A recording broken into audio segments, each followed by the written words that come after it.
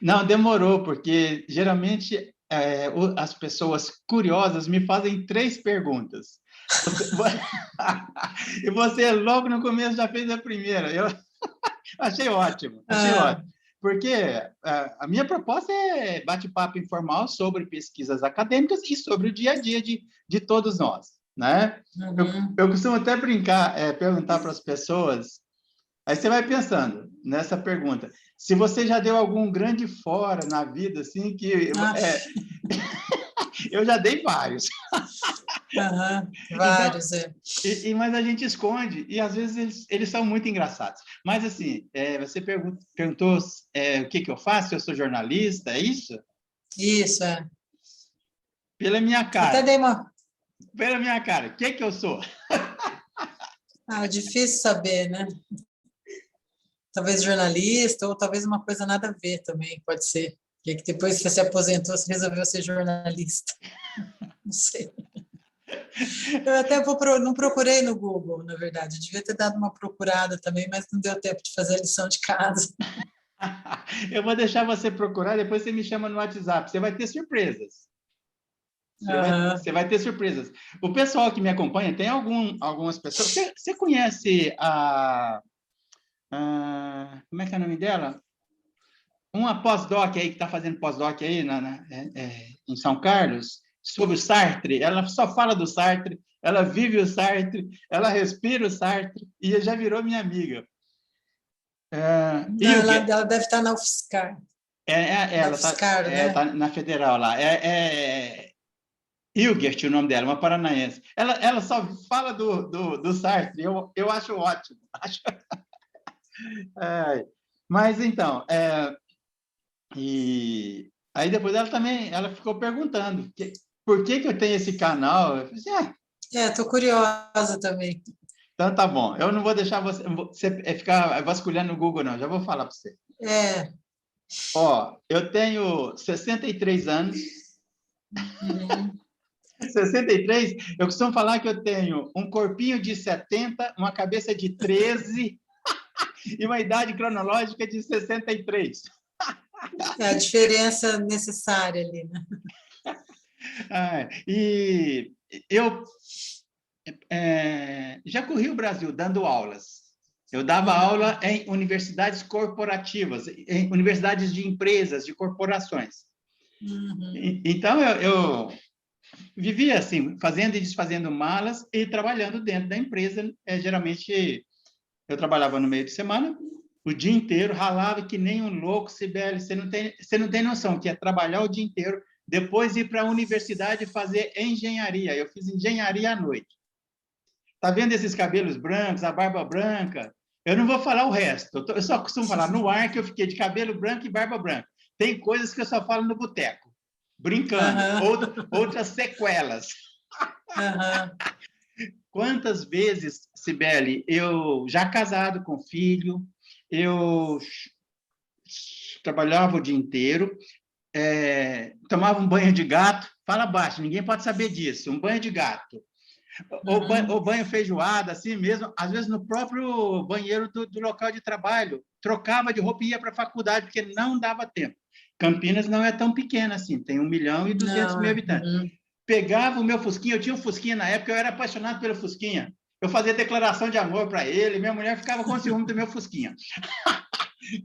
Aí eu ia correndo para a faculdade, meia-noite eu voltava para casa. Sabe o que eu fazia muitas vezes? Eu não vou falar qual foi o refrigerante, não, porque eu não vou fazer propaganda de graça. Merchandising, né? Não vou fazer. Eu punha ali do lado, punha café do lado, e para aguentar, eu ficava tomando os dois. Olha só, café e um pouquinho daquele refrigerante, até eu aguentar ficar acordado. Aí eu tomava um banho, dormia 2 horas, 3 horas, e ia para o trabalho. Então dá para ver por que a carcaça ficou desse jeito, né? Ah, mas você está ótimo para a idade, está ótimo. Muito obrigado. Você não percebeu? Você não percebeu que eu estava querendo arrancar um elogio aí? Ah, conseguiu, fácil. Tô brincando, tô brincando. Sibeli, É. eu sou assim mesmo, viu? Eu sou uma pessoa bem humorada. Eu acho que o bom humor, ele faz um bem danado. Então, Sibeli, eu já tirei a sua primeira curiosidade. Sou um engenheiro civil. Aliás, eu pouco exerci a profissão. Eu trabalhei mais como administrador e como professor de universidades corporativas. E como eu fui estudar em Belo Horizonte, saí do interior de Minas e fui estudar lá, e fui fazer ciências biológicas, porque há 40 anos atrás eu cismei de fazer cariótipo humano, que não existia, que era pesquisas no sentido de mapear o DNA do corpo humano, mapeamento genético humano. Naquela época eu ouvia falar dentro da UFMG e eu queria fazer. E fui fazer um ano lá de universidade, depois eu tranquei matrícula, porque eu fui trabalhar e acabei não voltando mais nunca para essa área. Mas é isso aí. E faltam dois pontos de curiosidade que geralmente as mulheres perguntam. A primeira eu já respondi. Uhum. Aí depois, eu não, sei lá, não sei como é que você se meteu nessa, como é que você se interessou por isso. Não sei. Eu me meti nessa, não. Eu gosto. Quando eu falei para você que eu moro em Barão Geraldo, aqui onde fica a Universidade Estadual de Campinas. Uhum. E eu, fora da pandemia, eu fico indo andando, eu estou tranquilo nessa fase da vida, eu fico andando, eu vou tomar um cafezinho, às vezes eu vou tomar um suco, às vezes eu vou tomar um chopinho, depende. E aí, de vez em quando, senta do meu lado. Eu pareço desavisado, mas não sou. Eu fico só atento, assim, ao meu entorno. Quando senta ou aparece um pesquisador e ele toca na pesquisa, ou de mestrado, ou doutorado, ou pós-doc, se ele dá a oportunidade, porque eu sou discreto, não pareço, mas sou. Eu tento ser um cavalheiro, mas se a pessoa começa a prosear, como você aqui, ó, já está se tornando, assim, eu considero todo mundo meu amigo. Eu até falo, você pode não considerar, mas para mim já é. Aí eu começo a perguntar sobre o universo das pesquisas dele. Aí, quando geralmente os pesquisadores, eles ficam muito restritos e fechados dentro do ambiente acadêmico. E eu comecei a perceber que todos eles gostam de falar sobre as pesquisas. Eu começava a perguntar, aí às vezes fazia amizade, voltava a conversar outras vezes, tal. Aí chegou a pandemia, eu falei, quer saber da coisa? Eu vou entrevistar alguns amigos e vou pôr no YouTube. Aí eu entrevistei 1, 2, 3, não parei mais, porque eu amo prosear sobre as pesquisas em todas as áreas, filosofia, teologia, medicina, história, arqueologia, então aí não parou mais. Esses prédios aí no fundo são Campinas? Não, né? Pronto, segunda pergunta. Você vai chegar na terceira, tá vendo? Você é curiosa, eu acho legal isso. Isso aqui é uma foto que eu baixei da internet e mandei para a gráfica, e ela fez no tamanho que dá o fundo certinho, fica parecendo uma cidade lá atrás. Na verdade, é uma foto de uma cidade da Ásia, que eu nem sei que cidade é. Ah, tá. Mas ficou bonitinho, não ficou? Sim, bonitinho. Ficou. Assim, eu fiquei na dúvida se era Campinas. Eu sou campineira, mas faz muito tempo que eu saí de Campinas, né? E você fez filosofia na graduação? Não, eu fiz física na graduação na USP. E depois eu fiz mestrado e doutorado na Unicamp, no Instituto de Física. Você morava aqui em Barão? No doutorado eu morei em Barão, mas no mestrado eu morava na Vila Marieta, perto da Ponte Preta, não sei se você conhece ali. Conheço, eu sou ponte pretana doente. Então você é da família. Você é ponte pretana? Eu não sou muito, não, mas eu fico feliz quando a Ponte ganha. Mas meu irmão, ele vai no campo, tudo, ele acompanha, ouve no rádio e tal. Depois você fala para ele que tem um cara aqui em Barão Geraldo, aí você aproveita e fala com ele para seguir meu canal. Que tá. Eu fiz uma promessa entre aspas, né? A Ponte nunca ganhou nada. Isso é que é amor genuíno. Você amar incondicionalmente. Eu sempre falo, o que é torcer para a Ponte? É amor genuíno, paixão sem retorno, sem querer retorno. Se a Ponte algum dia for campeã de alguma coisa, eu vou alugar uma fantasia de orango, de macaco, né? Daqueles macacões assim. Vou alugar, e vou entrar dentro dela, vou tomar um monte de cerveja e vou atravessar a Glicério com a bandeira da Ponte. A minha mulher uma boa promessa. A minha mulher falou que vai me expulsar de casa se eu fizer isso. Aí eu fiquei pensando, uma semana, 40 anos de casado, eu vou arriscar. É mesmo porque a chance da Ponte ganhar alguma coisa, que ela gosta de chegar lá, né? Tá lá na hora, no último minuto do segundo tempo, pum, perde. Esse é o espírito Ponte Pretano. Haja coração para isso. Haja É. coração, viu? Isso é muito sofrimento. Você já viu assim? Eu costumo falar, quando eu ia dar aula, por exemplo, eu fui para tudo quanto é capital várias vezes. Eu estou lá em Belém, por exemplo. Já fui várias vezes para lá. Tem um Ponte Pretano lá. Você vai encontrar um Ponte Pretano lá em Belém. É igual Onde Praga. você for no mundo, vai ter um Ponte Pretano. É igual Praga, todo lugar tem. Mas aí eu sempre falava em sala de aula. Isso que eu estou falando aqui com você era a minha abertura de sala de aula. Eu sempre fui assim. Aí, quando eu senti o ambiente propício, eu entrava na espiral da construção do conhecimento e punha o pessoal para pensar e jogar a ideia para cima. Eu sempre trabalhei dessa forma, né? Mas aí eu falava que eu tinha... o que era torcer para a Ponte Preta. Eu falei, é o seguinte, imagina que você é loucamente apaixonado por uma mulher, ou um homem. Se você for homem, ou por outro homem, ou por outra mulher, tanto faz, tanto faz. Cada um faz o que quiser da vida. E eu realmente penso e acredito e gosto da diversidade. Né? E sou assim. Aí eu pensava, tá bom. Agora, imagina que esse objeto da sua paixão te trai todos os dias. Torcer para a Ponte é isso, cara. Você se sente traído o tempo todo, mas você é tão apaixonado que você não larga. Uhum. Essa é a definição do que é ser um Ponte Pretano, viu? Você sabe que tem um outro time que chama Werder Bremen, na Alemanha, que faz, ele acho que é o equivalente da Ponte Preta. Eu sei porque eu tenho um grande amigo que torce para esse time. Qualquer dia você pesquisa sobre o Werder Bremen, que também assim está sempre ali lutando para não cair. Aí a hora que você acha, esse ano vai, o time tá bom, aí chega lá na hora H, dá tudo errado. E as pessoas que torcem para o Werder Bremen também são doentes pelo Werder Bremen. E é a mesma coisa, então é o equivalente.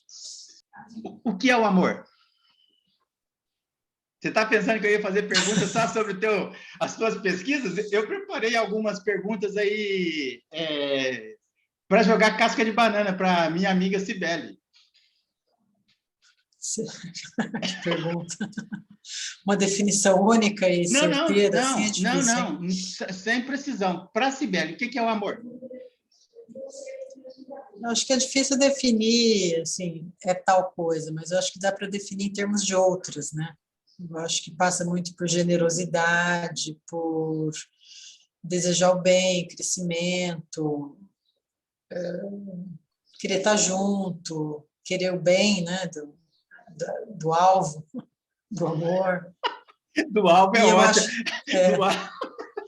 Mas também não é só alvo, eu acho que o amor também tem muito a ver com troca, né? Porque eu acho que não existe um amor só dado. O amor também é o amor é uma coisa ali que é trocada, né? Você não ama. Eu não acredito nessa coisa de que você ama e não é correspondido. Eu acho que o amor é sempre uma troca. Eu acho bem legal. Eu caminho por aí, mas eu comecei a rever meus conceitos sobre o amor quando eu tive o meu filho, só tenho um, quando ele nasceu. Aí eu realmente comecei a pensar, nossa, isso é que é amor. Você só quer amar, quer proteger, você não sabe o que você sente, você não pensa em retorno, né? Assim, você faz, né? Você faz. Legal. Mas eu tenho mais algumas perguntas bombas para você. Pode começar, já começou, né? Okay. Essa coisa do amor de filho, assim, eu acho que durante um bom tempo tem essa coisa de que é incondicional, mas eu não sei porque o meu filho ainda é pequeno, né?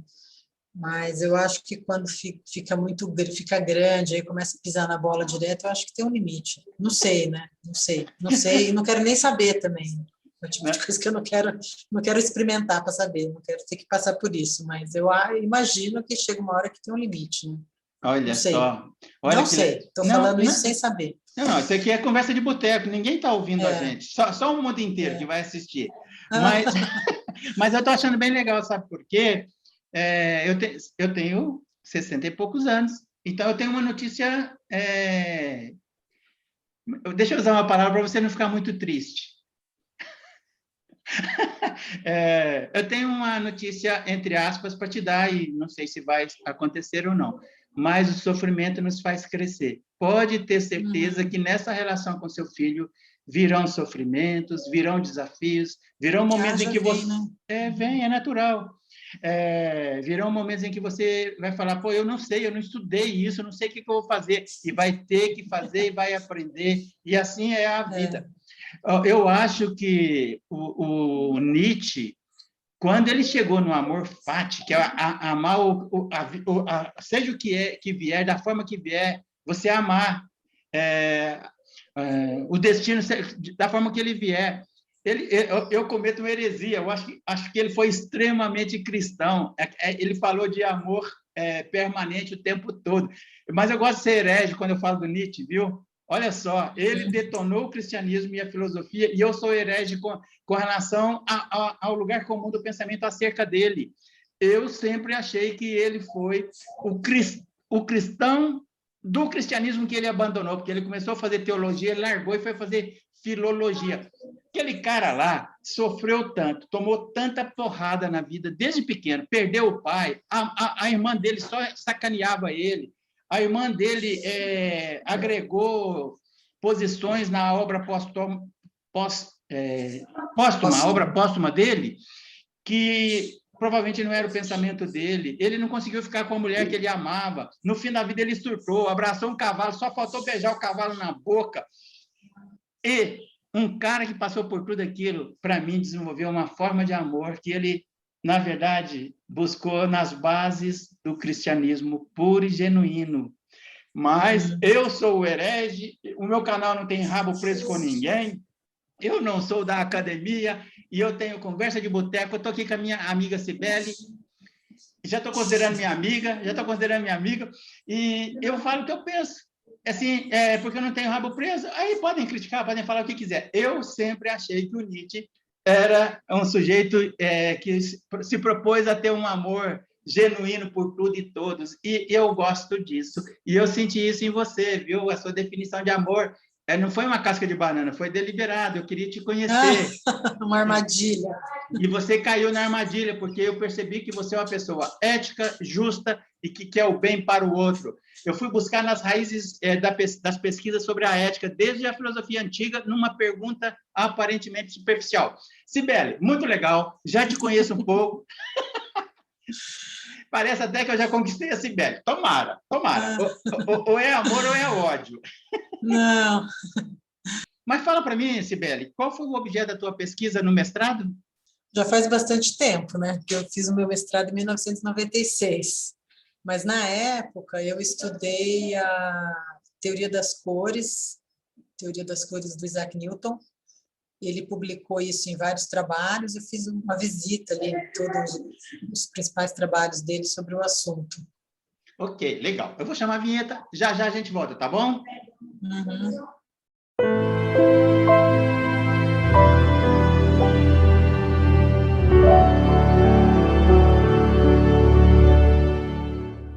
Que a gente pensa no Newton como uma pessoa que de dia era um pesquisador sério, que estudava física e matemática e geometria, e à noite fazia alquimia, estudava cabala, estudava interpretações do Evangelho.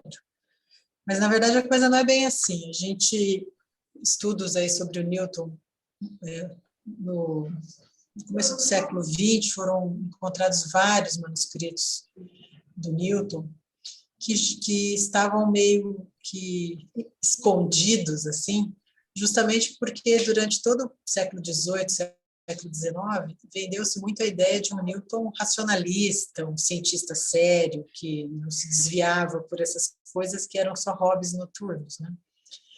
Mas quando a gente estuda o material, esses manuscritos passaram a ser estudados aí ao longo do século XX, numa perspectiva historiográfica de valorização do pesquisador como um todo, a gente começou a perceber que não era bem assim o Newton de dia e o Newton de noite, que era um Newton só, que muitas das ideias que ele teve e muitas das coisas que ele estudava, elas vinham justamente, elas eram, não é que elas vinham, eram originadas, era tudo meio misturado ali.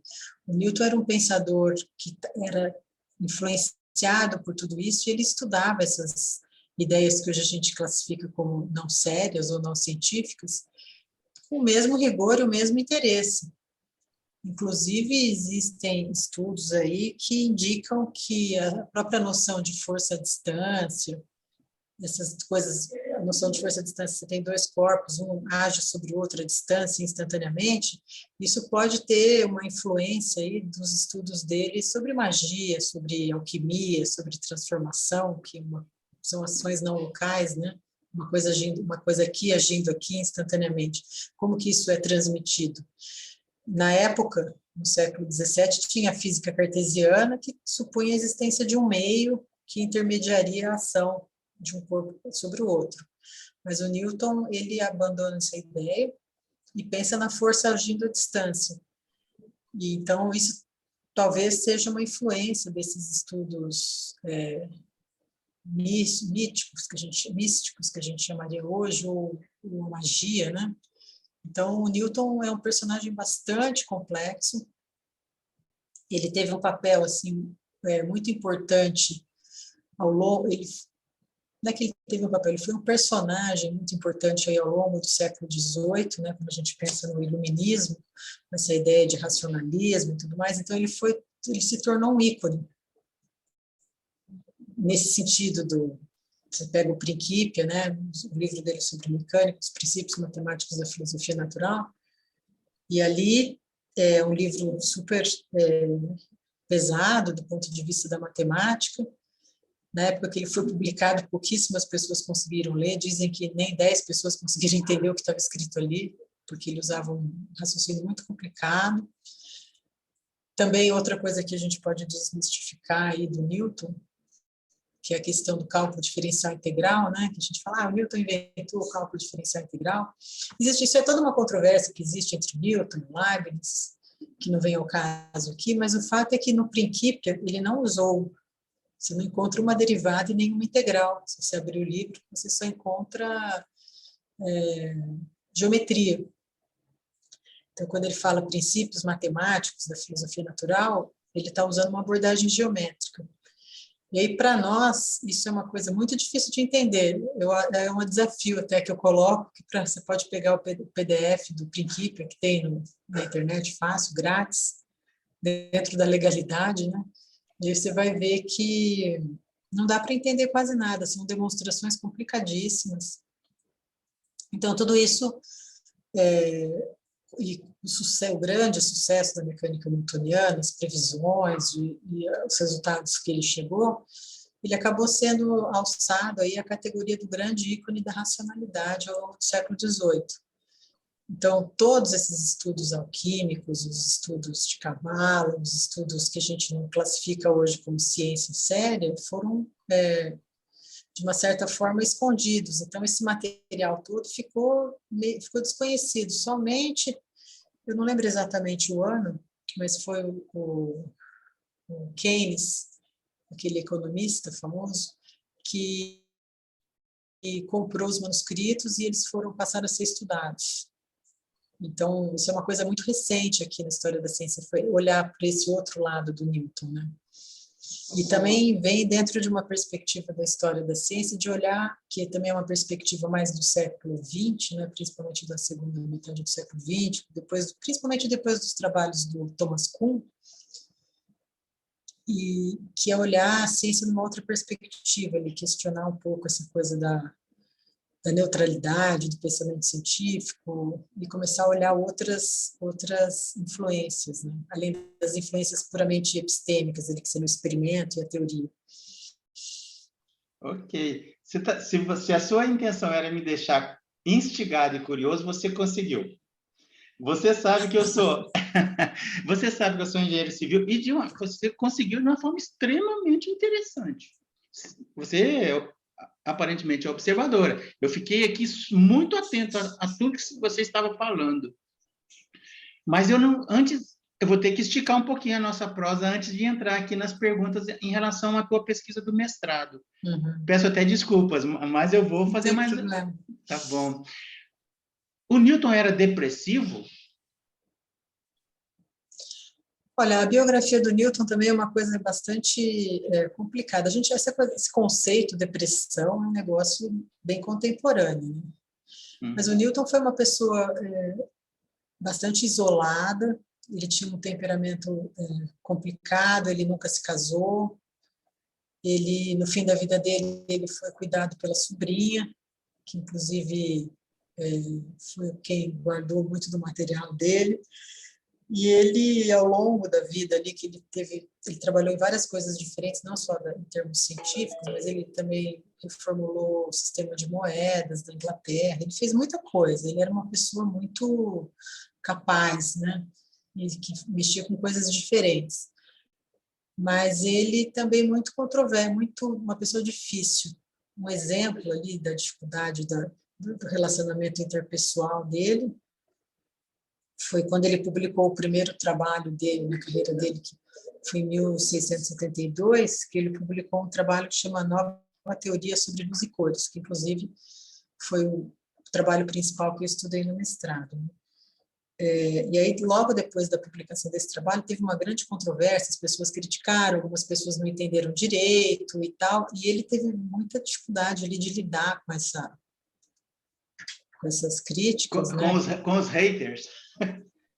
Não diria haters, assim, mas são questionamentos, principalmente porque ele fala muito sobre resultados experimentais e tal, e isso tudo as pessoas não conseguiram entender muito bem a descrição que ele fez. Tem realmente problemas ali, não erros, eu diria, mas o jeito que ele comunica os resultados, as pessoas que foram repetir não conseguiram.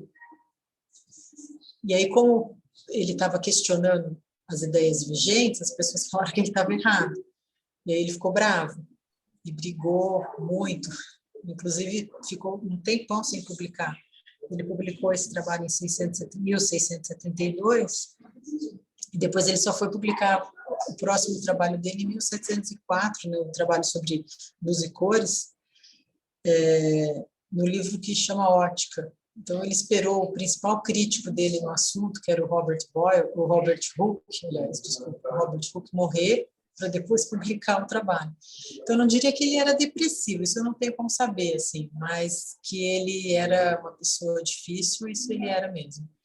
Sibeli, eu fiz uma pergunta para uma pesquisadora, eu não vou nem falar o nome dela, porque eu acho que você conhece, e também se tornou mais um dos amigos que eu tenho feito aqui pela academia, Brasil afora aí. Uhum. Mas eu brinquei com ela, porque ela era encantada com as pesquisas do Newton, como você também me parece. E não tem como ser diferente. A cada vez que eu ouço sobre alguém que pesquisou o Newton, mais curioso e interessado eu fico. Aí eu brinquei com ela, eu falei assim, o que aconteceria se você estivesse andando na rua e encontrasse com o Newton? O seu marido ia correr riscos? Eu fiz uma brincadeira com ela, assim, claro, né, capciosa, de tanto tamanho encantamento. Ela falou assim, ela fez assim, ó, não, a personalidade dele não me atraía nem um pouco. O que ele produziu me encanta, a personalidade dele não. Deixa eu te falar uma coisa. Diria a mesma coisa. Ele era meio feio também, vai. Um pouco. Você caiu na minha armadilha. Eu estava fazendo a mesma pergunta para você por tabela e você já respondeu. Mas deixa eu te falar uma coisa, Sibeli. Eu estou achando bem gostoso, assim, a gente está conversando sobre um assunto extremamente sério, uma pesquisa extremamente interessante e depositando um ar de leveza. As pessoas, com certeza, vão olhar para o Newton com esses olhares que vocês depositaram depois que assistirem as nossas conversas.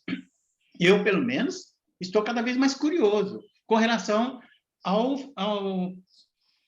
grande Isaac Newton. Grande e, sob a minha perspectiva, um sujeito estranhamente complicado. Sibeli, vamos conversar então especificamente sobre a teoria das cores, que foi o livro que você estudou e desenvolveu o teu mestrado. Fale um pouquinho sobre esse livro. Bom, na verdade, o primeiro trabalho do Newton que fala sobre teoria das cores chama Nova Teoria sobre Luz e Cores. É um artigo, não é um livro, né? Primeiro ele começou, o Newton já fazia estudos sobre ótica já há bastante tempo, assim. Foram encontrados manuscritos dele, né? Cadernos de anotações. Ele tem um manuscrito que chama Sobre as Cores, que é de 1666. Ele tem uma série de aulas que ele deu sobre ótica na universidade, e ele Essas aulas tinham que ser, toda semana o professor tinha que depositar as notas de aula lá na biblioteca, e aí isso tudo tinha uma coleção que chama Lições de Ótica, que ele escreveu entre 1670 e 1672. Então, são coisas que não eram para ser publicadas, né? Então, o primeiro trabalho que ele mandou para a Royal Society foi a nova teoria sobre luz e cores, daí isso em 1672. Então, ele já vinha estudando. Um artigo, não um livro. Um artigo, não um livro, um artigo. E quantas páginas tinha esse artigo? Mais ou eu não menos. me lembro de uma coisa de 30 páginas, 25 páginas. Então, assim. É pequeno, então. Calma, esse foi o artigo, né?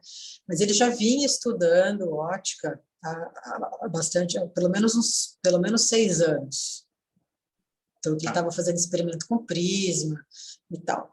Nas aulas que ele dava na universidade, ele fazia demonstrações geométricas também, ele já estava o estudo já estava bastante desenvolvido. Daí, em 1672, ele publicou o primeiro trabalho sobre ótica, foi a primeira publicação dele, acadêmica, né? Primeira publicação.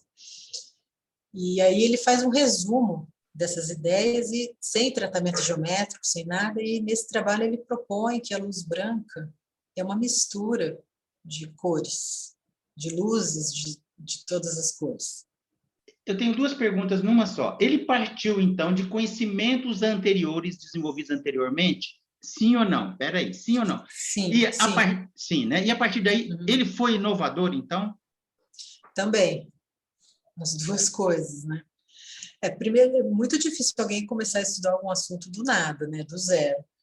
Na época do Newton, já tinha trabalhos importantes, o próprio Descartes já tinha publicado a dióptrica, né? La dioptrique, que, se não me engano, ele publicou em 1637. Então, já era um trabalho bastante conhecido. Lá tinha estudos sobre refração, sobre reflexão, sobre visão, sobre arco-íris. Então, isso já era um assunto que já era estudado, né? O Robert Boyle também já tinha publicado um trabalho sobre cores, que acho que chama Experiments and Considerations on Colors, eu não me lembro exatamente o título, que é da década de 60, de 1660, não me lembro exatamente o ano agora, assim, mas também tinha um italiano, Grimaldi, Francesco Maria Grimaldi, também já tinha publicado trabalhos que ele mostra coisas sobre o que hoje a gente chamaria interferência e difração. Então, e o próprio Hooke, né, que acabou sendo uma figura importante, o Robert Hooke, ele já tinha publicado em 1665 um livro que chama Micrografia, que é onde ele coloca os resultados dele utilizando o microscópio. Então, tem um livro super bonito, tem umas imagens lindas de pulgas gigantes. Então, toda essa coisa do pulgas gigantes, não, pulgas microscópicas, pequenininhas, mas vistas. Então, penas, asa de inseto, folha, essas coisas, todas ele desenha. Então, é um livro muito bonito. Já tinha várias obras importantes na época que o Newton começou a estudar ótica, e ele estudava essas coisas, ele conhecia. É engraçado, você faz alguns comentários e eu vou puxando aqui na memória algumas outras coisas. É um mito essa questão aí da maçã caindo, porque foi como se tivesse sido uma descoberta súbita, né? A gravidade, e na verdade ele já vinha trabalhando, já tinha conhecimentos prévios, e é um mito, então? Totalmente, é um mito, e o professor Roberto de Andrade Martins tem um capítulo num livro que eu organizei, muito interessante, que ele faz a genealogia aí desse mito, ele vai olhar as origens do mito, é bem interessante, realmente é um mito. Na história da humanidade, não existe alguém que comece a estudar alguma coisa do nada, do zero. Acordo, vou começar a estudar, e aí nesse mesmo dia que eu acordei, comecei a estudar, tiro um cochilinho, cai uma maçã, eu chego numa grande descoberta. Isso não existe, né? A pessoa já estava pensando no assunto fazia muito tempo, outras pessoas também pensando no assunto. Então, essa história da maçã realmente é um mito. Ô, Cibele, me fala uma coisa. O Newton chegou a discorrer ou a conjecturar, ou eventualmente até fazer algum experimento sobre a forma como as cores viajam pelo universo, pelo vácuo ou não? E como é que, naquela época, se pensava no sentido de desvendar a forma com que as cores viajavam pelo vácuo? Como é que é isso? Fale um pouquinho sobre isso. Pô, na época, o vácuo não existia. Uhum. A bomba de vácuo, o conceito, né? O conceito. Então, inclusive, era uma coisa meio inadmissível, né? Você pensar no vácuo. Uhum. Então, o Newton não pensava na luz como sendo uma onda eletromagnética que se propaga com velocidade c pelo vácuo, então, não tinha nada disso. O comum ali, o que todo mundo entendia, é que existia um meio, que era um éter, e havia... Então, a luz, ela se propagar, então aí existem também divergências sobre se a luz se propaga, se a luz era um corpúsculo, se a luz eram ondas. Para o Newton, ele pensa em várias possibilidades, as pessoas costumam atribuir, primeiro, para o Newton uma visão corpuscular da luz, mas ele também não defendia isso ali com unhas e dentes, ele era um pouco dúbio. Assim, você percebe que tem uma questão que leva a gente a pensar que ele estava pensando em corpúsculos, a luz como sendo bolinhas, né, se propagando, e aí as cores estariam associadas às propriedades desses corpúsculos. Na época havia debates ali sobre... O Robert Hooke, por exemplo, defendia uma ideia também da luz como sendo um impulso, e aí, conforme a luz passa por um prisma, por exemplo, ela seria enfraquecida ao penetrar no prisma, e a parte que era mais fraca daria origem, que era mais enfraquecida, daria origem à luz vermelha, a menos enfraquecida à luz azul. Então, isso é o que a gente chama de uma teoria modificada das cores, né? Então, é o meio que modifica a luz e produz as cores. O Newton pensava diferente. Ele pensava que as cores já estavam presentes na luz branca e o que o prisma fazia era simplesmente separar uma coisa que já estava presente, que é o que a gente aceita hoje. Ele foi visionário, entre aspas. Ele percebeu um fato que 200, 300 anos depois a ciência aceita como um fato. Nesse aspecto, quando você me perguntou se ele tinha sido inovador, né? Sim. Não lembro que palavra que você usou. Inovador mesmo. Então, nesse aspecto, sim, ele começou a olhar para as cores de uma forma diferente do que as pessoas olhavam na época. Tá. E aí, todo esse livro, né? Esse trabalho de 1652, ele tem o objetivo final ali, é mostrar isso. Tá. Que a luz branca é uma mistura de cores. E ele faz uma argumentação bastante complexa, que não vem ao caso aqui a gente entrar em detalhes, mas a ideia dele era essa. Ô, Cibele, justamente por ser uma ideia diferente do que as pessoas falam, não, mas espera aí, isso está estranho. Então elas deram bastante atenção para o trabalho. Os experimentos, as pessoas tentaram reproduzir os experimentos, houve uma série de publicações na sequência falando que isso não era possível, que isso estava errado, então teve um debate ali sobre esse assunto. Tá. Ô, Cibele, e o que seria o éter para a época? Vamos assim, não vamos pensar com a cabeça do século XXI, não. O que seria o éter? Esse meio tinha algum conceito? Era abstrato? Dentro da ciência do século XVII, XVIII, Ele seria um meio que permearia todos os corpos e todos os objetos e todo o espaço. Então, mesmo tinha noção de matéria comum, que é essa matéria aqui, uma matéria comum, e o éter. Então, a matéria já tinha uma visão atomística aí, que a matéria era formada por partes menores, e o éter permearia tudo, inclusive dentro da matéria comum, nos espacinhos ali entre as partículas da matéria comum, o éter permearia. Exatamente quais as propriedades do éter, quanto pesa, quanto mede, essas coisas não tinha esse tipo de detalhe. Ele era uma entidade mais qualitativa. Né? Ok. Ao longo do século XIX que houve uma busca maior para o entendimento de propriedades do éter. Tá. Século XVIII, século XIX. 19, né? Ô, Cibele, e sobre essa perspectiva da viagem das cores pelo universo, atualmente, tem novas concepções em relação ao século 17 e 18? Sim, hoje a gente entende que a luz ela é uma onda eletromagnética, uma cobrinha, né? Uma onda eletromagnética que é capaz de se propagar no vácuo. Então, a gente entende a luz hoje como sendo campos elétricos e magnéticos oscilando no espaço e propagando uma direção transversal.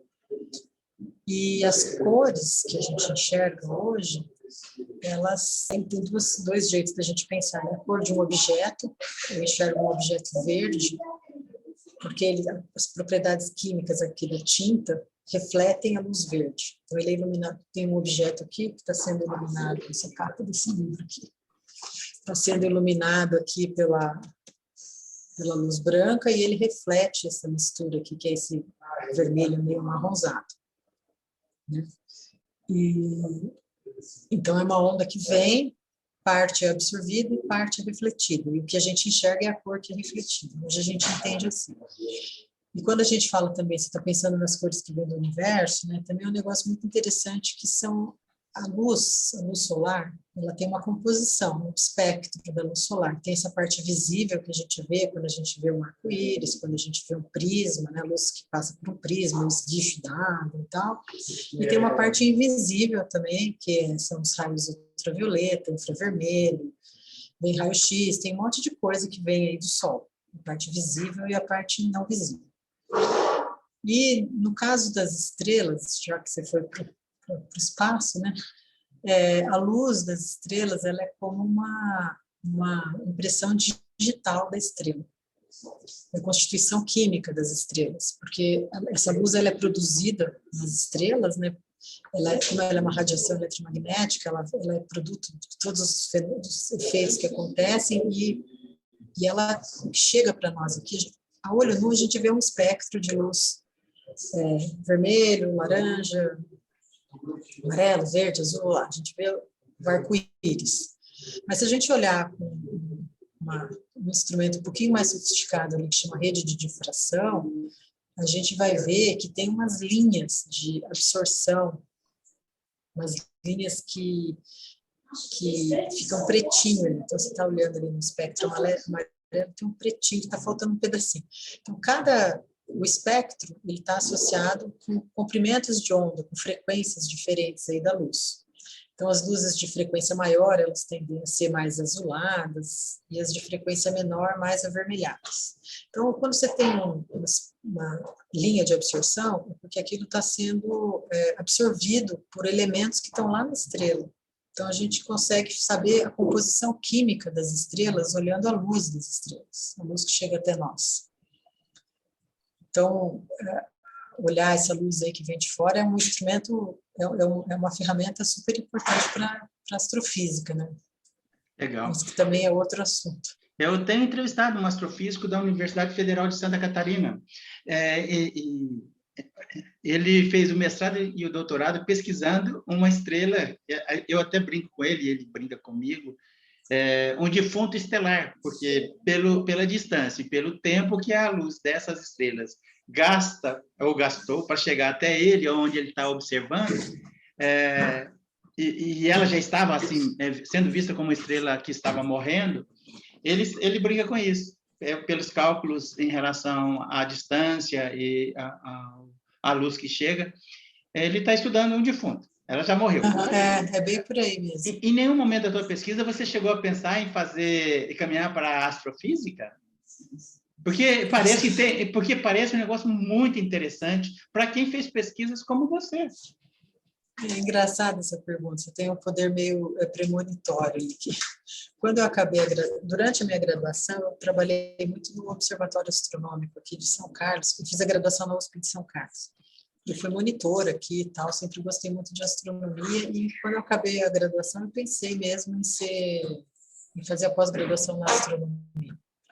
Fui visitar o IAG, conversei com alguns professores e tal, mas daí eu percebi que não era bem isso que eu queria, e nesse meio tempo eu tive a sorte, a felicidade de ler um artigo do professor Roberto de Andrade Martins, que era daí da Unicamp também, e aí quando eu li o artigo do Roberto sobre Galileu, aí eu falei, é isso aqui que eu quero fazer.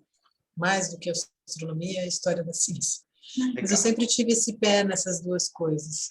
Eu vou encerrar, a gente está caminhando para encerrar, infelizmente, porque para mim foi uma prosa muito legal, muito interessante. Falando um pouquinho de 100 e poucos anos antes do Newton. Você falou do Galileu, eu vou encerrar comentando, e também, como você fala, né, assunto para outra prosa, do Giordano Bruno, em Oxford, quando ele foi defender, lá na Inglaterra, em Oxford, o heliocentrismo dentro da academia, terminou em pancadaria. Ele não conseguiu convencer os acadêmicos de Oxford, foi numa quarta-feira de cinzas, que a Terra girava em torno do Sol, terminou em, desculpa a expressão vulgar, empurrada em pancadaria dentro da academia. É interessante, né? Assim, as pessoas que... Deixa eu só fazer um senão, assim, que o Giordano Bruno é outro desses personagens super endeusados até. Ele virou um ícone do obscurantismo da igreja contra o pensamento científico. Esse é um negócio que você tomar cuidado. Inclusive, eu estou até tá na beira da minha cama ali, um livro que eu posso te passar a referência, que é muito interessante, que fala sobre esses mitos entre ciência e religião. O Giordano Bruno ele foi queimado, foi um fato. Mas não foi pelas posições, pelas defesas dele do heliocentrismo. Foi porque ele era um herético religioso mesmo. Eu estou lendo, viu? Eu estou lendo O Infinito, o Universo e os Mundos. E eu sugiro que leiam. Qualquer um que estiver interessado a conhecer um pouco mais do Giordano Bruno, acha fácil. Em PDF é só baixar e dá para ler. Sibeli, eu queria te agradecer muito. Você fala de assuntos aí da história da física, que eventualmente poderiam ser até pesados, densos, mas de uma forma com que a sociedade possa entender, transitar. Então, eu deixo aqui o convite para quem estiver nos assistindo, para deixar os seus comentários, o seu like ou dislike para a Sibeli, porque faz parte aqui da pesquisa o debate tanto na filosofia como na ciência como um todo. Sibeli, muito obrigado.